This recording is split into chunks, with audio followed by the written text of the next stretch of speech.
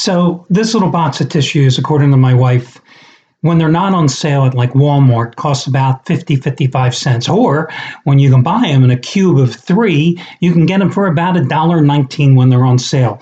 So I think that all of you out there should probably get a box of these and send them to your sports book, to your bookie, to whoever maintains your offshore account if you're betting offshore, or bring them to your favorite sports book on the strip and give them to the sports book director. Because you may have heard that after the Monday night game between Clemson and Alabama, when the Tigers won, won the game outright, and the game went over, that the sports books suffered a horrific beating. Possibly the worst ever loss that they ever incurred on a single college football game ever in the history of sports betting. So, really, you should all send them a little cube of tissues because, well, we all feel sorry for them. But isn't it kind of funny that here we are 5 days later? And let me ask you, have you heard about any of those sports books closing up shop? Have any of them gone out of business?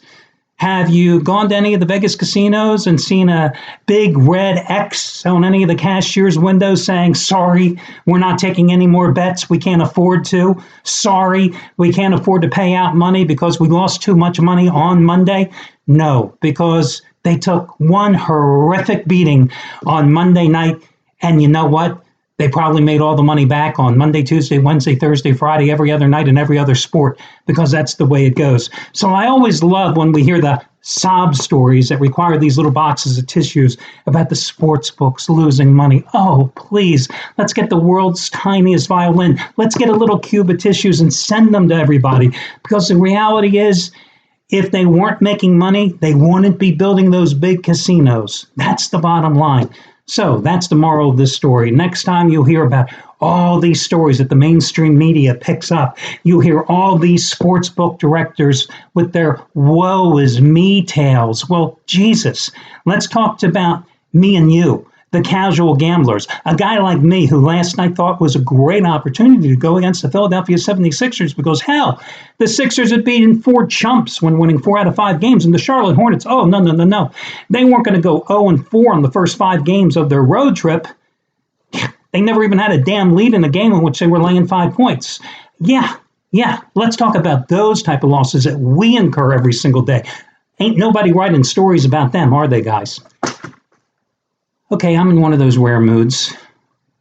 That's what happens when you get me to do a video report and I'm beat and it's 3:47 in the morning Eastern time. So this is going to be your Saturday video, and today I'm going to take a look at the free pick. It's going to be all about the game between Atlanta and Seattle.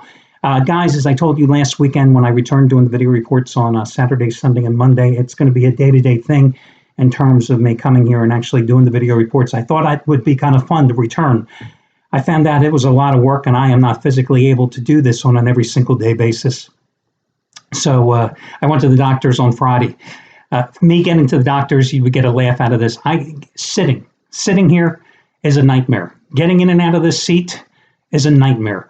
So getting to the doctors, literally, my wife has to take the SUV, put the seats down. I have to crawl into the back of the seat. We take some seat cushions from a couch, we put them down, and I have to crawl in and lay on my stomach. That's the type of pain I'm still in because I cannot sit down. So sitting here in my chair is like agony. Getting up out of the chair after this video report is finished, it would be comedy on top of agony. So getting ready to do these videos, not exactly fun. So it is a day-to-day proposition. I will definitely be here tomorrow as well, though, to do a Sunday video report. But let's get to it. Last week, I think I swept the complimentary plays in terms of the football releases. And as you know, I've had a hell of a season with the complimentary NFL releases. Let's talk about this game between Atlanta and Seattle. But first, as I did last week, let's talk about how the divisional round of the playoffs have historically played out over the years. Now, last weekend, in the wild card round, you had all 4 favorites, which of course were all home favorites, all covered the spread. Now, let's talk about the divisional playoffs. I think there's some interesting trends here to point out. You know, since the 2004 playoffs, the road dogs are 8 games over 500, going 28-20-2 versus the spread. Also, since 1975, however, if you take the long approach to it, favorites are 4 little games over 500. 4 little games over 500, but let's break it down a little further. Favorites of 0 to 3 points, like the Chiefs are tomorrow, are 4 games over 500. This is going back to 1975. This is 164 total games being played back to 1975. Favorites, 4 games over 500. Favorites of 0 to 3 points, 4 games under 500. 4 games under 500 in that stretch as well. Favorites of 3.5 to 6.5 points, like Atlanta today, like Dallas tomorrow. They are 3 games over 500 going back to 1975.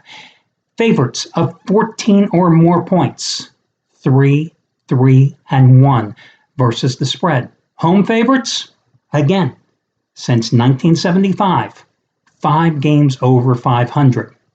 So, what does it all mean? Well, the part I love about this whole business, the part that I love about the numbers, the part which makes me realize that perhaps I should have been an accountant if I could have understood accounting, is that numbers are meant to be twisted and turned. And if you tell me one stat, I swear to God, I can find you 10 that support the other side. Here's the interesting thing. In 164 games, going back to 1975, the trend that I find the most significant is this. 9 times out of 10 in my book, the way I look at it is, what the divisional round of the playoffs means to me is that you generally have blowouts more often than not. Because in 113 of those 164 games, 68.9% of them have been decided by at least a touchdown or more. 68.9% of those games since 1975 decided by a touchdown or more. Hell, 68 of them. That's 41.5%. That is still one healthy percentage, have been decided by 2 touchdowns or more. So to me, all those initial numbers I told you don't mean a hell of a lot. They're just digging down and finding little trends in the big picture. To me, again, 68.9% of the games have been decided by at least a touchdown. 41.5% of the games in the divisional rounds, we're talking 164 games going back to 1975, have been decided by at least 2 touchdowns. You either have a blowout, more often than not, in this round of the playoffs. But doesn't that make sense? Because you have the teams that were the division leaders coming off a bye. They have the extra week of practice. They earned that division bye because they were the dominant teams in the regular season. They were the dominant teams in their division. You have a team, the wild card teams, that often were lucky to sneak into the postseason. They had to play the week prior. They're often playing with a shorter time to rest and prepare, right? So you have teams that are on the road that are underdogs that are at a disadvantage with a team lying in wait. So, with all that being said, now let's talk about this game between Atlanta and Seattle, 4.5-point spread. Let's take a look at what happened in the regular season meeting. First time around, that was a game where back on that October 16th game in Seattle, the final score, you see Seattle won the game 26-24. But again, what does that tell you? Not a hell of a lot, because Seattle jumped out to the 17-3 lead in the third quarter. Then the Falcons reeled off 21 straight points. Then Seattle retakes the lead, and that's where the controversy came in. Matt Ryan hit Julio Jones with what looked to be a great pass on a 4th down play. Richard Sherman broke up the pass. I thought it was pass interference. Everybody watching in Atlanta thought it was pass interference. They didn't throw the flag. Okay, if they had, it would have been a completion, would have advanced the ball, possibly would have put Atlanta in potential game-winning field goal territory, would have possibly changed the outcome of the game. Julio Jones in that game, even though he was definitely covered well by Richard Sherman, still had a good game in that contest with 7 catches and like 120-some yards in that game. Now, this Seattle secondary is not nearly as good as it was then because we know Earl Thomas is no longer playing there. Now, what did Seattle do last week at home against Detroit? They got the job done. I gave you a winner on Seattle in that game. Listen, but Detroit was a team that faded down the stretch. 0-3 in their final 3 regular season games. So the fact that Seattle took care of business against Detroit, who cares? The fact that Thomas Rawls suddenly ran the ball with authority last week, who cares? Let me see Rawls do that 161 yards on the road for the Seattle team that struggled to pound the rock on the ground all season long. By the way, Jones had 139 yards in that contest receiving in the first go-round. Plus, let's see Seattle do it on the road. Other than Seattle's win at New England this year, what did they do on the road? At home, 8-1. On the road, nothing fantastic. On the road in Pete Carroll's career, nothing fantastic. At home, unbeatable. On the road, nothing good. I mean, look, this is a team that lost to the Rams 9-3 in their road opener. Unimpressive win against a bad Jets team, 27-17. Tied in overtime in Arizona, 6-6. Lost at New Orleans, 25-20. Lost at Tampa Bay, 14-5. Lost at Green Bay, probably their worst performance when you think about it, because the Packers just smacked them around the field, 38-10. Barely won at San Francisco in Week 17, 25-23. Not an impressive resume for the Seahawks on the road. And I do not subscribe to the theory that you suddenly turn it on. Now, the Falcons at home this year, yeah, they beat up bad teams. And they didn't necessarily deliver against good teams. They closed with a flourish, but they, again, beat a bunch of bad teams. But they are the highest scoring team in the league at 34 points a game. And having played at Seattle certainly, I think, gives them advantage. Plus, I think that I also give the Falcons a little bit of a pass for the results in that first game, because remember, the week prior, they went to Denver and upset the Broncos.